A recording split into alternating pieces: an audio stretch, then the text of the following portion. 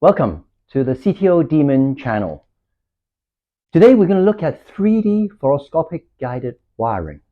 This is part of the core curriculum for the AP CTO club, so I hope all our fellows and AP CTO friends can look at this, especially those who are coming to train with me. So when we're doing a CTO, we know that it's quite easy to get the wire from the proximal true lumen to the distal cap. That is easy in most cases.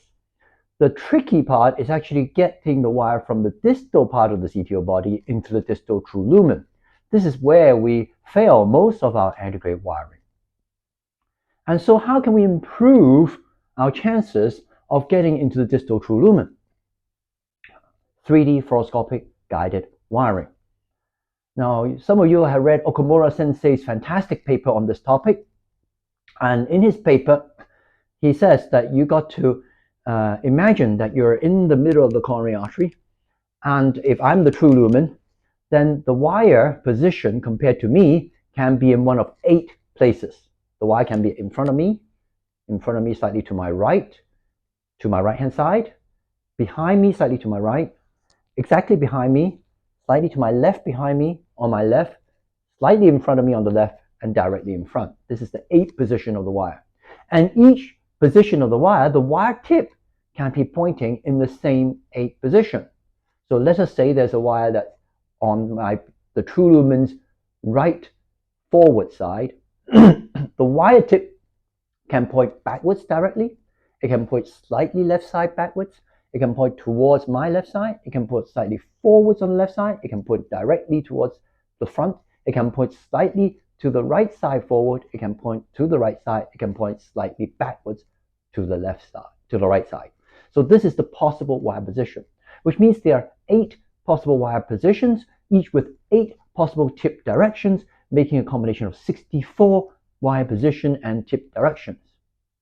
Okay, are you having a headache yet?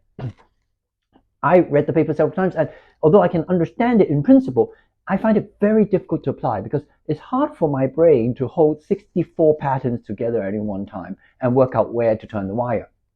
But I still think this is a good idea, that if we can somehow make it easier, this method of guiding how to turn the wire and how to puncture can really help us in distal cap wiring.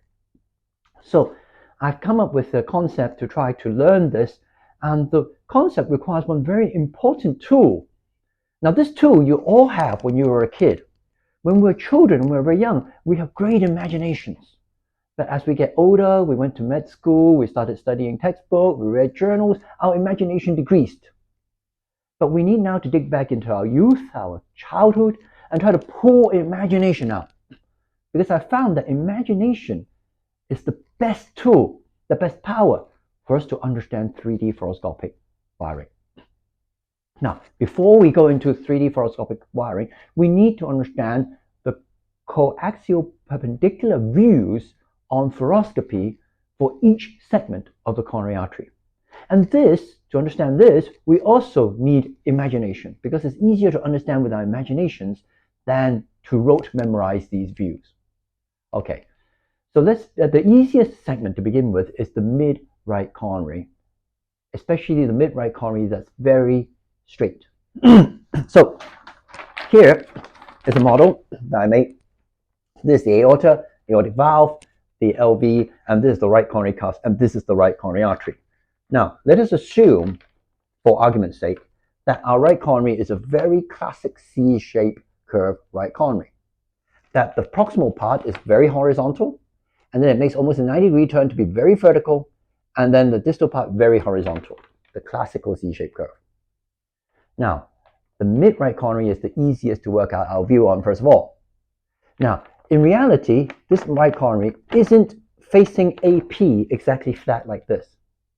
You'll know, to see this C-shaped curve well on fluoroscopy, you need to go LAO, which means that this right coronary is actually sticking out from the AP. It's like this kind of angle. So if you look at it from the side, that's what it looks like. Which means you need to go LAO to pan to open out the C curve entirely. So first, what we want to do is to go to LAO. And as we move to LAO, what you will see is gradually the C curve will become more and more C-shaped until it's completely out. Now I can demonstrate this with the camera I have now. So if we look at this kind of curve from an AP direction, okay, if it's sticking out, that's what it looks like. The C is not panned out. Now as we turn towards LAO, effectively I'm turning my chair, and you can see at one point this is now most panned out. The C shape is most C shape. If we pan further into LAO, of course, again we lose the C shape. The C shape becomes more narrow. Okay, so we want to go to the LAO view where this C shape is most panned out, and the corresponding alternative perpendicular view is 90 degrees to that. So let's say we go to LAO 50, and at 50 this is the most panned out C curve. Then the corresponding view is going to be RAO 40. Now these are quite steep angles compared to the angles we usually use, but these two angles will find the perpendicular views for the mid-right cornering. So in my practice, usually I go to LAO, and then I move the tube back and forth a little bit, more LAO, less LAO, until I find the view where the C of the RCA is most panned out, and then I turn 90 degrees towards RAO, and those will be my working views for 3D fluoroscopic wiring. So if that's the mid RCA, it's quite easy then to understand what are the views for proximal RCA. So use your imagination. We know that the RCA sticks out a little bit.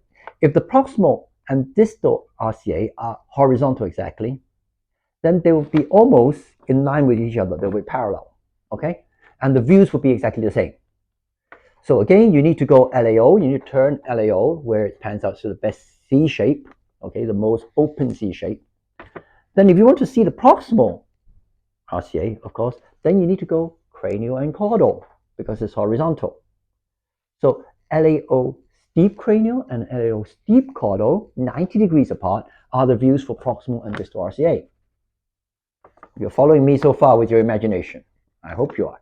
Now, let's throw a spanner in the works. Let's say this RCA is not horizontal, the proximal part. It's kind of one of these downsloping RCAs, kind of like this. I'm forcing it to be downsloping RCA. What is the angle there now? Well, it's easy to work out in your imagination. It's going to be between the classic LAO RAO and the cranial LAO and caudal LAO. But as this proximal RCA goes from a horizontal pattern towards a downward sloping pattern, what you can see really is the wires, the coronary is turning down. And so your views are going to go from like this LAO side to like that. So you're going to need more RAO cranial and more LAO caudal. The LAO caudal will become more LAO and less caudal. And the RAO cranial will be more, the LAO cranial will be more RAO cranial. And that will be for downsloping proximal RCA. And of course, the same works for an upsloping distal RCA. So the RCA is quite easy to find the fluoroscopic views if we think like this. What about the LED then? Well, a LED really is kind of sticking out at you. The proximal part slightly turning towards the left side, we know that, comes off the left cuffs, okay? The mid part really is pretty much straight down the front of the heart. If you open the heart in the chest, what you see right in the front is this straight part. Now, somewhere between the mid and the distal part, it's almost vertical like the mid RCA. So if we want to do mid to distal LAD CTO, then the views are going to be same as the right coronary. It's going to be LAO, RAO. And again, you can go to RAO and find the view, the left coronary is most panned out to you. And then you can go the corresponding 90 degrees to the LAO view to find the perpendicular view. Now, when it gets to the very distal of the LED, it actually curves in a little bit, but we rarely do CTO there. If we go to very distal, we need a bit of caudal to see clearly. But that's not many people are doing wiring in the very distal LED. As we go up the mid LED, what you're doing actually is that you're starting to walk up this slope, and the LED is becoming more horizontal. And basically, as you need to be more horizontal, your tubes need to go more cranial. So as you move towards the mid LED, you're going to move from a straight LAO-RAO to a RAO-LAO cranial. Now, but as you move towards the proximal LAD, there's actually also a 3D turning towards the right-hand side. As you come up the LAD, it turns towards the right-hand side, becomes more flattened out. Okay? So what this means is that you need to go back to RAO caudal and LAO cranial for the proximal LAD. The circumflex, I will admit to you, is the most difficult to imagine. Luckily, circumflex CTO are also the most infrequent CTO. The circumflex basically is C-shape. It's behind the heart. Okay, so I'm going to put it in front, but it's actually behind. And it comes off the left main, okay, and it comes off almost 90 degrees to the LAD. If the LAD is going forward slightly like this, it's sort of 90 degrees going backwards like this, okay? And it goes down and round and down the AV groove, as you know. So the distal circumflex will be best seen in RAO caudal, okay, because it's sort of like this, and LAO. So these are the corresponding views. As you come towards the proximal circumflex, okay, you have to go towards LAO caudal and RAO cranial. Okay, so it turns around. So you can imagine this, and if you grasp these views, then you know the fluoroscopic views where you should move your wire. Okay, now we need to go towards the wiring. Now, the easiest way to memorize how to wire or imagine how to wire is use your imagination. So what you want to do, let's go, I'm going to talk about the mid RCA because that's the easiest one to learn from. And once you learn the mid RCA, you can move to other segments and apply the same principle. But what I want you to do is to imagine yourself, you're now shrunk down like Ant-Man into a very, very small man. Now, I don't have something smaller than this, so I'm going to use my alien. You shrunk down and you're now in the aorta. Okay, you shrunk down so small that you can walk inside the coronary artery, and you're walking down the right coronary artery. You walk past the proximal curve and you go downwards, okay, but you have these sticky boots so you can stick on the wall. And you've walked now to the vertical part of the mid RCA. Your face is pointing towards the floor, your head is pointing towards the outer curve of the RCA, and your feet is on the inner curve of the RCA. Okay, are you with me there? Are you in the coronary artery? First, we all know where the usual RV marginal branch comes from. The usual RV marginal branch, you'll remember, if you looked at the RCA and LAO, it comes off 9 o'clock. And LAO like this, RV marginal comes off like that, okay? And then it turns around. In the RAO, okay, view, the RV marginal, okay, always comes off in front of the right coronary, which is at 3 o'clock. Comes off like this. So if you are looking at RAO, the right coronary is like this, the RV marginal comes off that way. Okay? So imagine now you're in the coronary artery, and you're like an Ant-Man, you're standing in the mid-right coronary, your foot is on the inner curve of the right coronary, your head is on the outer curve. Where does the RV marginal come out from? Easy, it comes off here. Okay? Because in LAO, when you're looking at me from my left-hand side, it comes off at 9 o'clock towards my head, okay? But in RAO, when you're looking at me from the front, okay, it comes off at 3 o'clock, comes off on my left-hand side. So if I make my arms into a Y, the RV marginal comes off on my left arm. It is 120 degrees usually from my feet, okay?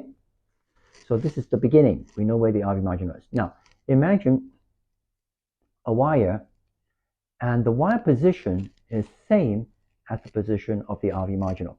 That is, the wire is at 110 degrees on my left hand. And let's say the wire tip, for argument's sake, is pointing in exactly the position of the RV marginal, pointing at 120 degrees to my left. What maneuver do I need to do to this wire for it to be pointing back at me? Well, it's easy. I'm the true center. The tip and the position is all away from me, so you need to turn 180 degrees. Whether you do it clockwise or counterclockwise is the same. It's 180 degrees, it's going to point back at me. So if we see a wire in the CTO body in the mid-right, and the tip and the wire position are both in the same position you expect of an RV marginal, then we know we need to turn 180 degrees to puncture. Now, things get more complicated. Let's say the wire position isn't at the RV marginal position. So let's say the tip of the wire is pointing exactly the position of an RV marginal, but the wire is on top of my head. So on top of my head, what this means is in LAO, okay, you're going to see it exactly at 9 o'clock. And a RAO, you're going to see it straight. Okay, it's going to be slap bang in the middle of the vessel. Okay, because RAO basically is light shining from above, LAO is light shining from the left. Okay, if that wire is, and if I'm standing in the coring vessel, the wire is right on top of me. The wire tip position is pointing to the RV marginal. What is the maneuver I need? Well, easy. Imagine this wire is now on top of your head. The wire tip is pointing in that direction. You can grasp the wire. What are you going to do? You turn counterclockwise 120 degrees so it points towards you. You can see your imagination can help you work out what to do. What if the wire is right at my feet? Okay, and my feet at LAO is going to be on the inner curve at 3 o'clock, okay, on the right hand side of the screen. On RAO, what it's going to be, light shining from above, it's going to be slap bang in the middle. So you see a wire position that's at 3 o'clock on LAO, slap bang in the middle on RAO, okay, and the wire tip is pointing in that direction, okay, RV marginal. What do? You reach down and you turn clockwise. How many degrees? You turn 60 degrees clockwise. So you can work it out. Now, as you practice this, the wire in different positions, you can use your imagination to see where the wire would be in the fluoroscopy view. Now, but this is good for you to start learning, but it's useless when you're doing the case, because when you're doing the case, you don't start with you being in the middle of the coronary. You start with the fluoroscopic views. So you need to work backwards. So if we work from the fluoroscopic views, let's start with an example. Let's say you see in LAO, the wire position is slap bang in the middle of the vessel, okay? On RAO, the wire position is at 9 o'clock at the back of the vessel. Okay, so where's the wire position now if I'm inside? It's there, right? Because LAO is in the middle, RAO, when it's top, is at the back, okay? Let's say that the wire tip in LAO, okay, is pointing towards the outer curve, okay, which means it's pointing towards 9 o'clock, okay? And in RAO, when we look at it, the wire tip is pointing straight, so we can't see it on either side, okay? What does that mean in practice, okay? In practice, this means the wire is in this position, okay, on my right-hand side, but the wire tip, okay, is pointing 9 o'clock in LAO, okay, and it's pointing straight up from RAO, okay? So what do we need to do with that? We need to counterclock 90 degrees, okay? So this is the principle that we can use to work out how to turn the wire. Now, and if we move back, now as we do this for mid-RCA, that's where I hope you start with fluoroscopic 3D, but then you can very soon work with proximal, and distal RCA is quite easy, and distal LED is quite easy, and mid-LED is quite easy. Proximal LED becomes more difficult. And circumflex, to be honest, I still struggle with that at the moment. Luckily, as I say, fewer circumflex CTOs. Now, after you've gone some of this, there's two more little tips to make this work well. Number one is you've got to realize that the wire needs distance to be able to move into the direction you want it to move, okay? So if you just turn the wire and you push forward, it's not going to go into the target because the target is here. You're actually at the level of the target. So when we turn the wire, you'll see we often have to move it back a little bit. And if we move while we turn the wire, actually the wire turns better. It's a smoother turn, okay? So we usually move and turn back, and we take another cine. And now, of course, we're going to see on LAO that the wire tip is neutral, it's pointing straight. And on RAO, okay, we're going to see that the wire tip is pointing front towards 3 o'clock. And then we know now it's in the right position. Then we push forward. So moving back might be 5 or 10 millimeters is very useful to be able to get the wire then to move forward so that it can track a little bit into the plug and aim straight at the target. So this is the way to do 3D fluoroscopic guided wiring. And I hope you guys try it out in your cases, and as you do more of it, you'll find it's quite easy to do, and if you use your imagination well, you train your imagination, you get better and better at it. And I wish you all the success in your antegrade wiring, and I hope to see you in the next episode. Please subscribe to the channel if you like the content, and we'll see you again next time. Bye bye.